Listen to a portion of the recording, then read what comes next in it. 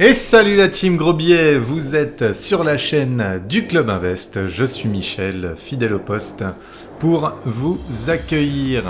Voilà, j'ai monté le Club Invest avec mon super pote Thibaut, qui est connu sur les réseaux sous le nom de Bye Bye Patron.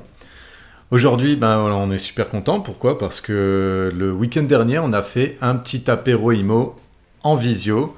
C'est une grande première et on a fait ça juste pour les membres de la boîte à outils. Voilà, donc encore un super avantage d'être membre de la boîte à outils. En plus d'avoir une multitude d'informations, vous avez aussi des contacts avec des professionnels et puis on vous invite à participer à des événements comme des petits apéros IMO. Voilà, on s'était retrouvés, on a fait des ateliers, on a fait des petits groupes, on a essayé de lancer des petites thématiques, on va en parler juste après.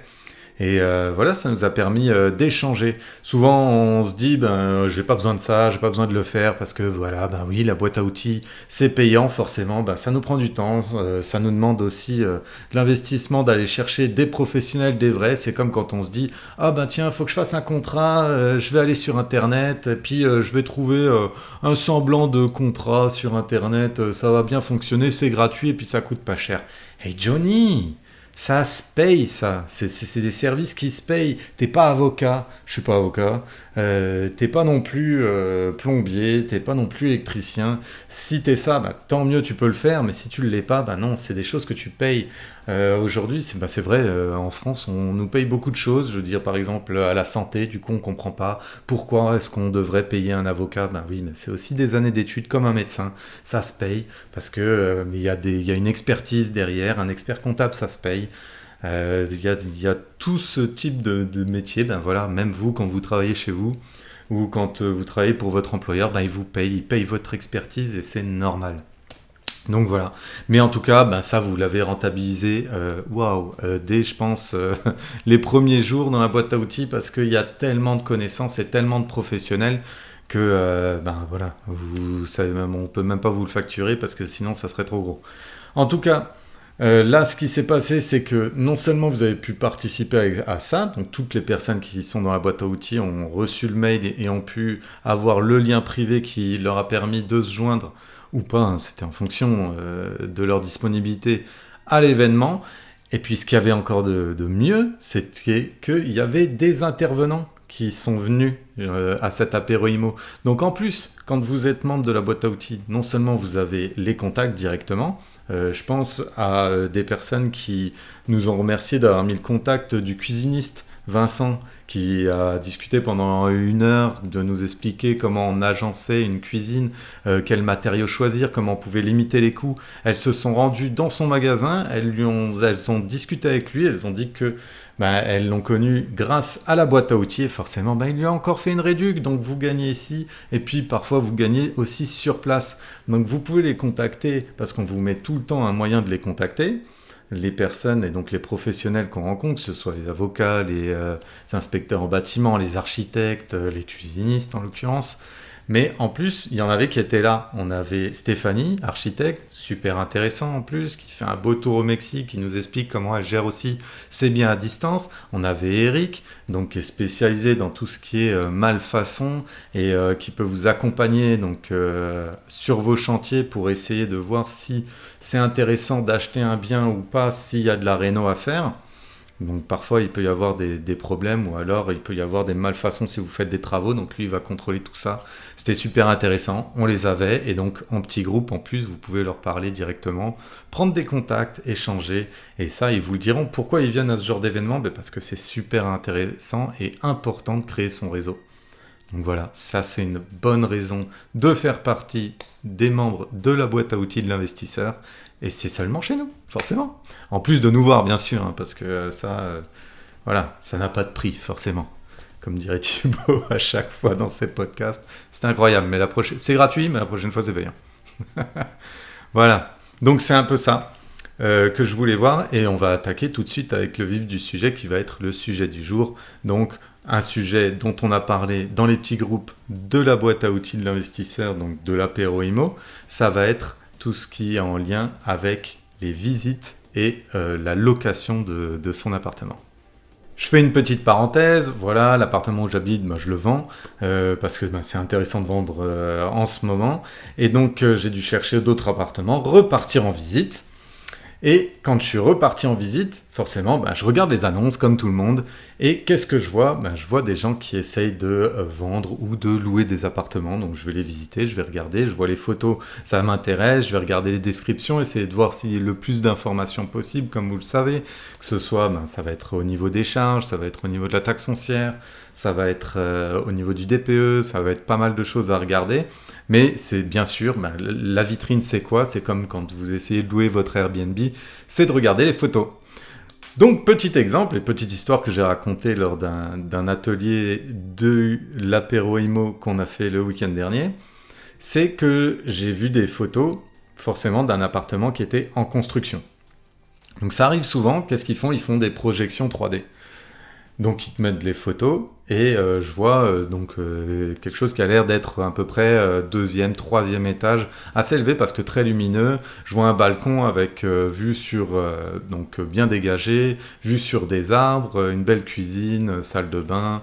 Enfin voilà, donc des choses, et je sais pertinemment que c'est de la projection 3D, bien qu'aujourd'hui c'est assez semblable à la réalité. Donc je contacte la personne et je lui demande si elle n'a pas des photos ou quoi. Elle me dit « Ah mais l'appartement est terminé, donc vous pouvez venir le visiter ». Je dis « Ok, parce que voilà, j'ai vu un peu les photos, j'aimerais savoir un peu si c'est à peu près décoré de la même manière au niveau surtout des meubles et des finitions ». Il me dit « Oui, c'est vraiment semblable, tout ça, mais vous pouvez le voir, c'est plus simple que vous veniez le voir de vous-même. En plus, je suis disponible demain, donc venez, et puis comme ça, on regarde ensemble. » Et donc j'arrive. Et qu'est-ce qui se passe? L'agent IMO m'attend et on arrive devant l'immeuble. Et donc je m'attendais, moi forcément, à monter ou à prendre l'ascenseur parce que vu la vue. Et je la vois qui commence à descendre. Et là, je comprends pas, je me dis, ok, d'accord, on va visiter les caves dans un premier temps. Ça m'est jamais arrivé. D'habitude, on fait un peu plus ça à la fin. Hein. Et là, on arrive, elle ouvre une porte et puis je me retrouve dans un appartement. Et donc je comprends pas. Je dis, attendez... C'est ça l'appartement là? Et elle me dit oui. Et puis là j'avance devant la baie vitrée qui était censée être une super baie vitrée avec balcon vue au 5e étage avec des arbres et tout. Je me retrouve devant 1,60 m de béton. Voilà. Comme ça. Et en face donc les voitures qui étaient garées. Et je dis mais attendez, c'est pas du tout ce qu'il y a sur les photos. Et elle me dit, ah oui, en fait, on n'a pas eu le temps de mettre les bonnes photos dessus, du coup, on a mis ça. Je dis, mais en fait, vous faites juste perdre du temps aux gens, et à vous aussi. Donc, en fait, je suis parti directement, je dis, on va arrêter la visite ici. Donc, en gros, si je peux vous donner un conseil, ne survendez pas vos biens, surtout quand vous allez les louer ou les vendre. Ce qui est bien, ce que j'aime bien faire, et ce qui est bien, je pense, c'est de créer un petit peu une surprise, ou alors, comme on l'explique en management et dans, par exemple, la restauration, c'est de abaisser les attentes du client. Je ne sais pas si vous voyez, par exemple, au McDonald's, souvent on vous dit, tiens, ça va prendre 10 minutes, parce qu'ils savent pertinemment que votre plat, ils peuvent le préparer en 6 minutes. Voilà. Le seul problème, c'est que la fois d'après, vous vous attendez à l'avoir en 6 minutes. On est d'accord? Mais là, ce que je veux vous dire, c'est que par exemple, sur les photos, ne survendez pas le bien. Par exemple, j'ai un appartement où, quand je le loue, je mets jamais la salle de bain. Je sais qu'elle est sublime, elle est très belle, elle est toute refaite et les gens, ils adorent parce que, je sais pas, les meubles, ils sont jolis, on les trouve plus trop, mais en tout cas, je mets pas de photo de ça. Je mets une photo de la cuisine, une photo de la chambre, une photo du salon, très bien, mais je parle pas de la salle de bain, je dis qu'il y a une salle de bain. Et quand les gens viennent, du coup, ils sont ils sont agréablement surpris, on va dire, quand ils arrivent dans la salle de bain en se disant « Ah, c'est encore quelque chose en plus qu'on n'avait pas vu », et ils sont ravis de le voir. Mais au moins ils sont pas déçus, parce que si je mets trop l'emphase sur quelque chose qui est en disant ça va être super, et quand ils arrivent ils sont un peu déçus parce que c'est toujours moins bien que sur les photos, voilà, je vais faire une analogie qui est un peu moche, mais ça va être de faire une analogie avec Tinder. Voilà, si vous arrivez et que forcément sur la photo la fille est super jolie, ou le gars, hein, et qu'en fait, ça représente pas la réalité, vous êtes forcément déçu. Tandis que, forcément, si vous voyez une photo où vous dites, l'appartement, il est pas si bien que ça, mais je vais le voir pour... peut-être que ça peut le faire parce que l'agencement, il est bien, et que vous voyez ça, vous dites, waouh, là, ça vaut le coup. Donc oui, je vais déposer un dossier, je vais forcer un petit peu, je vais essayer de me démener pour, ou alors pour l'acheter, quoi, tout simplement. Donc voilà. Évitez l'effet Tinder, hein, photo non contractuelle, on n'aime pas ça. Et puis, ça devrait bien se passer. Deuxième point, quand je visite un appartement pour l'acheter ou pour le louer, je regarde toujours s'il reste des meubles. Parfois, ça peut être intéressant. Et une fois, ce qui m'est arrivé, c'est que j'ai visité un appartement en fait pour rencontrer les locataires juste avant leur départ, parce qu'ils avaient besoin de quelque chose, et j'ai vu que l'appartement il était super bien emménagé. Vraiment, le lit était super beau, les canapés qu'ils avaient mis, la déco elle était belle, et je leur ai dit, on bouge plus, vous partez. Ils m'ont dit, oui, oui, on va partir, du coup on vous donne notre lettre comme quoi on va quitter les lieux. J'ai dit, attendez, si ça vous arrange, moi je vous rachète tout comme ça. Et on peut s'arranger avec les derniers loyers ou tout ça. Pourquoi? Parce que j'avais projeté de faire de la location courte durée justement dans cet appartement et je l'ai trouvé vraiment super bien aménagé. C'était le mien, hein, et moi vous connaissez mon amour pour la déco, donc je suis vraiment très très nul là-dedans. Et j'ai vu une opportunité, je me suis dit, tiens, je vais leur sauver un déménagement, moi aussi, et je vais tout simplement leur racheter ça. Et on s'est mis d'accord sur un prix, sur les choses que je pouvais racheter, les choses dont ils ne voulaient pas se séparer, hein. Il y a aussi des choses qui sont sentimentales, mais en tout cas, ça nous est déjà arrivé par après, ensuite avec Thibaut, de faire des offres, par exemple sur des appartements, et comme on n'était pas d'accord sur le prix, vous pouvez toujours dire, tiens, voilà, vous voulez ce prix-là, ok, pourquoi pas, mais dans ce cas-là, vous laissez tous les meubles. Et voilà, et peut-être que ça peut vous arranger sur certaines choses. Et là, en l'occurrence, j'ai fait une super bonne affaire parce que ça m'a évité un déplacement. Les meubles, ils sont encore en place dedans. Vous pouvez ensuite le louer donc en meublé, en semi-meublé, en LCD, ce que vous voulez, mais en tout cas, ça peut être très très pratique. Surtout si vous voyez que ça donne envie d'y vivre. Donc ça peut être un super gain de temps et puis aussi d'argent. Ensuite, tout ce qui est d'un point de vue légal, vous devez faire un document. Et ça, on en a déjà parlé, comme quoi ils vous cèdent bien les meubles, à quel prix. Et ça a une valeur comptable, vous pouvez la remettre à votre comptable pour le faire déduire, bien évidemment. Voilà, donc ça c'est encore une petite chose lors des visites. Regardez toujours ce qui peut être intéressant d'acheter en plus que la simple chose pour laquelle vous êtes venu, c'est-à-dire l'appartement. On va enchaîner maintenant avec la partie sur la boîte à outils de l'investisseur. Aujourd'hui, on va recevoir Séverine. Séverine, c'est une gestionnaire. Séverine, elle travaille pour un seul client et elle gère à peu près 100 000 mètres carrés. Ça fait beaucoup, il y a plus de 350 logements. Elle gère ça dans une seule et même ville. C'est assez fou. Elle a beaucoup de choses à vous raconter. Et là, l'extrait que je vais vous mettre, ça va être justement sur la mise en péril. Parce que forcément, dans l'immobilier, c'est tout beau, c'est tout chaud, on récupère les loyers, tout le monde est content, mais en vrai, il peut se passer des choses très très graves. Elle va vous expliquer que si jamais vous partez sur de l'investissement d'immeubles ou ça, il faut avoir du cash de côté pour prévoir les choses forcément qui sont imprévues, prévoir l'imprévu. En gros, c'est marrant de dire ça, mais... là, c'est vraiment ce qu'elle va vous expliquer et vous verrez, c'est super intéressant et ça va vous permettre de vous protéger un max, de regarder ce qui peut être fait, ce qui peut ne pas être fait et comment prévenir justement d'arriver dans des situations qui peuvent être catastrophiques lors d'un premier investissement, bien évidemment.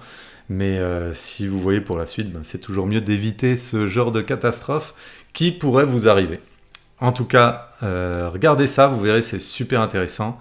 Et puis, ça nous a fait très plaisir de l'accueillir dans la boîte à outils. Je vous dis à tout de suite après l'extrait de la BO. Ce qui s'est passé sur un de nos immeubles, finalement, qu'on a acquéri, si je ne me trompe pas, il y avait à peu près 5-6 ans. Un de nos ouvriers de l'équipe technique est venu nous voir une fois au bureau. Il dit, écoute, il y a un problème avec l'immeuble là, au niveau du premier étage. Là, on le voit pas bien sur la photo. En fait, il y a une fenêtre qui part un peu en couille. Là, il y a quelque chose qui va pas. C'est un petit peu penché, bombé et tout. Enfin bon, ça allait pas. Donc, on a pris les devants. Finalement, on est allé voir la mairie, la responsable du service de l'urbanisme. qui est venu immédiatement. En fait, c'était à 18h le soir, immédiatement sur place. Et bon, après vérification, on s'est dit, ah ouais, ça craint, on allait toquer un peu aux portes de nos locataires sans les prévenir. Donc ça, c'est un petit peu délicat aussi. Mais on n'avait pas le choix. On est rentré au premier étage. C'est là où c'était le plus problématique. Et en fait, il s'est rendu compte. Donc ça, c'est pareil. Je sais pas si j'avais raconté ça, mais on arrive dans l'appart. Donc bon, là, le type, il vivait dans des conditions un peu. Je me suis dit, mais putain, on n'était pas au courant de ça. Les fenêtres, en fait, il y avait un jour.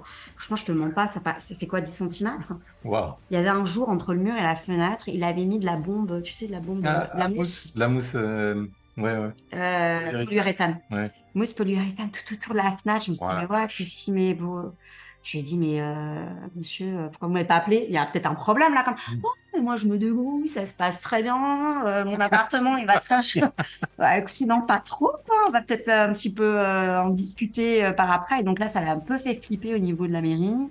Là, elle m'a dit, écoutez, je suis devenue un peu blanche, hein, je vous cache pas. J'étais sur place. Elle m'a dit, écoutez, faut faire sortir tout le monde. Quand? Je sais pas. Maintenant. Ok. Bah, pas le choix. On a toqué à toutes les portes. Merci, préparez vos affaires. Il faut vous partir. Donc, premier choc. Ok, super. Sauf que moi, donc c'est un R+3 finalement, Mhm. un appartement par étage. J'avais quatre. Alors c'était pas des familles, heureusement, c'était des F2. Donc il y avait un couple en bas et chaque fois c'était une personne. Ces gens en urgence à 19. Donc là, tant qu'on parle, il était 20h. 20h, je les mets où quoi? Ouais. C'était janvier 2022. Faut trouver une solution. Que- Heureusement, le marché de Noël était fini. Ah oui, Que oui. le Ah oui, c'est vrai. marché de Noël, un blindé 100% de taux d'occupation, Airbnb, hôtel, tout ce que tu veux. Donc, j'étais tendue, vraiment très tendue. On a la chance effectivement d'avoir un Airbnb très grand, donc j'ai pu mettre 2 locataires dedans.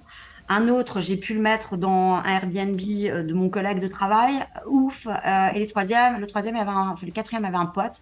Il a pu aller vivre là-bas. Donc heureusement, tout a été fait dans la précipitation. Donc bon, ouais, c'était compliqué. Coup de chance. Sinon, c'était hôtel et t'es obligé de. Ça, c'est la prochaine étape. Ah, là, voilà. Non, mais ça, c'est la prochaine étape. Parce que ça, c'est Excuse-moi. pareil, tout est à vos J'ai frais dans ces avancé. cas-là. Ouais, ouais. Voilà. Tout est à vos frais dans ces cas-là. Mais effectivement, on va pas trop rentrer dans ce détail parce qu'effectivement, on a dû les reloger à un moment donné dans d'autres appartements, hôtels, effectivement, Mhm. Airbnb meublé et tout ça, c'est à ta charge, quoi. Hein. Donc, ça peut vite chiffrer, quoi. Hein, finalement, vraiment beaucoup. Donc, c'était compliqué. Bonne. Et voilà. Et par rapport à ça, on a dû très rapidement sécuriser l'immeuble parce que les immeubles, les immeubles, les locataires qui vivent dans le logement, c'est une chose. Mais les gens qui passent dans la rue, c'en est Ouais, mais encore c'est une ça. deuxième. Oui. Voilà. Parce que là, il risquait de s'effondrer, c'est C'est ça? ça. Ok. Ouais, ouais. Il risquait de s'effondrer. Donc, poteau de soutènement qu'on voit un petit peu sur la photo, appel de la municipalité, la police devait venir sur place, rue balise, panneau de chantier, enfin, bon, la côte à tout ça, enfin, bon, je vous en passe. C'est bien passé, on y est allé. Ensuite, consultation d'un ingénieur structure, spécialisé dans la charpente bois, bim, t'as déjà un ticket de 8 000 alors que tu sais pas trop encore ce qui t'attend. Donc, déjà, ça commence bien. Bonne. Voilà. Quelques temps après, parce que l'administration prend un peu de temps, délivrance donc de l'arrêté de mise en péril. On a essayé de faire un recours gracieux parce que finalement, aucune justification n'avait été donnée de la municipalité finalement pour les locataires du rez-de-chaussée. Mhm. Parce que eux, en fait, si ça c'est l'ingénieur structure, c'est pas nous qui avons décidé en tant que proprio de se dire, bah écoute, si vous pouvez rentrer dedans, l'ingénieur nous disait, si ça s'effondrait, c'était vers l'avant. Donc finalement, ceux d'en bas, donc parce que t'as pas de loyer qui rentre, quoi. À un moment là, ça, janvier 2022, t'as plus de loyer qui rentre.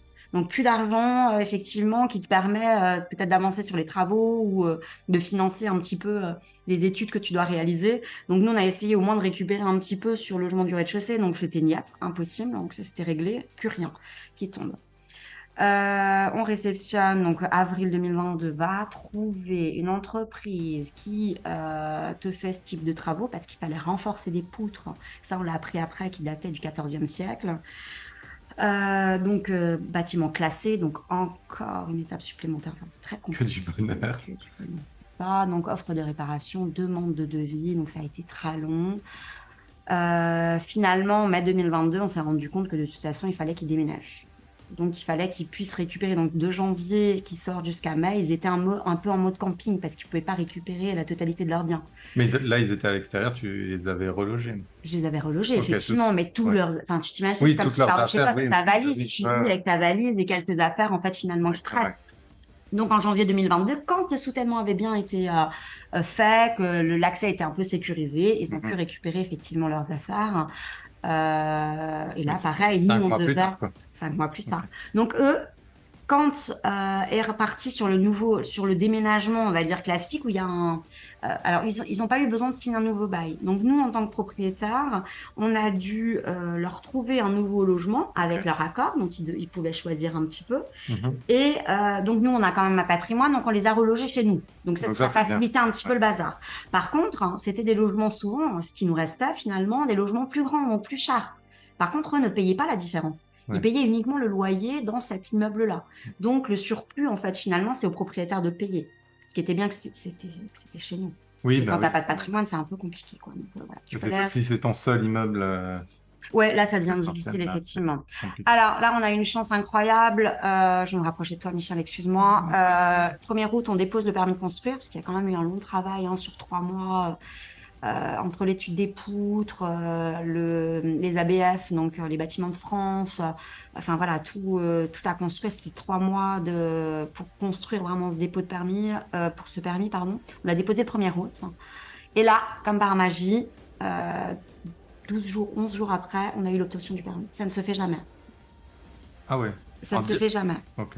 Non, ça se fait jamais parce que finalement, un permis, c'est quoi? Enfin, ça dépend des régions. Ça dépend des Ouais, régions. je Enfin, peu pense. importe. 12 jours, ça se fait pas.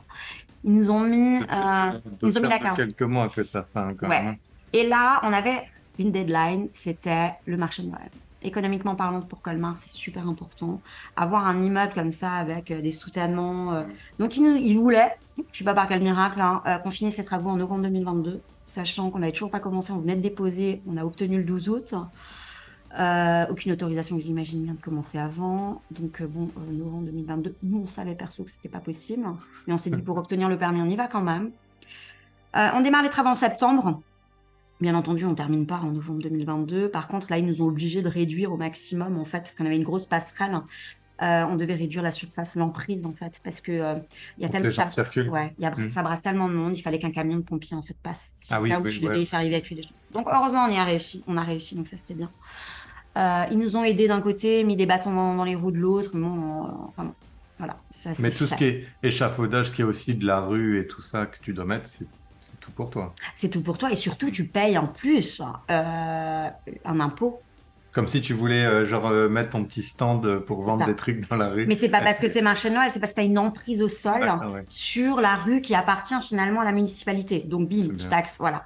J'ai envie de te dire, ça, c'est du pipi de chat par rapport à tout ce qu'on a payé, parce que simplement, tu le vois sur la dernière phrase, en fait, ce que ça nous a coûté, hein, Ouais. finalement.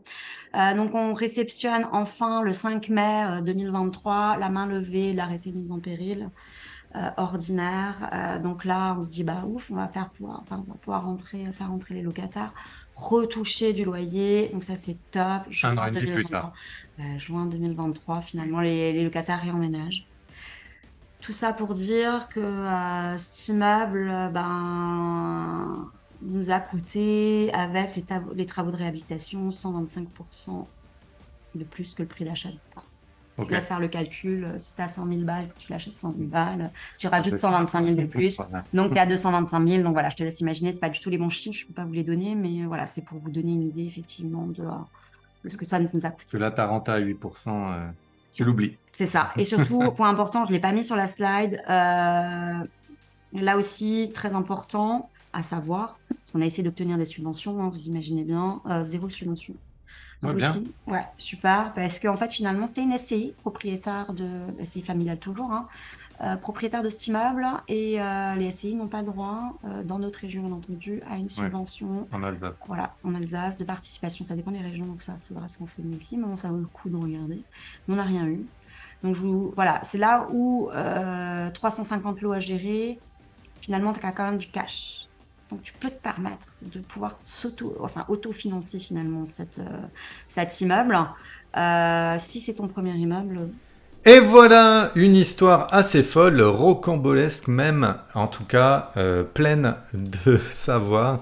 Et puis comme ça, vous allez pouvoir en savoir plus sur tout ce qui est mise en péril. Si vous voulez la vidéo en entier, vous n'hésitez pas, vous savez où la trouver maintenant. C'est sur la boîte à outils des investisseurs. Je vous mettrai le lien en description, bien évidemment. En tout cas, Ben, on va se revoir vite, on va se revoir dans 2 semaines déjà, et puis on verra de quoi on va discuter tous ensemble. En tout cas, si vous voulez nous écrire, n'hésitez pas, vous pouvez nous écrire sur Instagram du Club Invest, vous pouvez nous écrire aussi sur l'Insta de Bye Bye Patron, vous pouvez aller sur le site Gros Billets, vous pouvez aller sur le site du Club Invest, vous pouvez nous écrire un mail à info@clubinvest, toujours un avec un 1, et vest.fr, et puis tout simplement vous attendez qu'on vous répond, on répond assez vite, il y a pas mal de gens qui nous écrivent, de plus en plus d'ailleurs, ça nous fait super plaisir, et on prend toujours le temps avec Thibaut de vous répondre, et puis on espère vous voir bientôt à un apéro IMO, parce qu'on va on va en faire plusieurs. On va continuer aussi de faire des webinaires pour vous présenter ce qu'on fait au Club Invest, et puis ce qu'on met en place avec les différents professionnels qui nous accompagnent. Voilà, en tout cas, ça nous fait toujours plaisir. Je vous dis à dans 2 semaines, et n'oubliez pas, faites des gros billets. Ciao!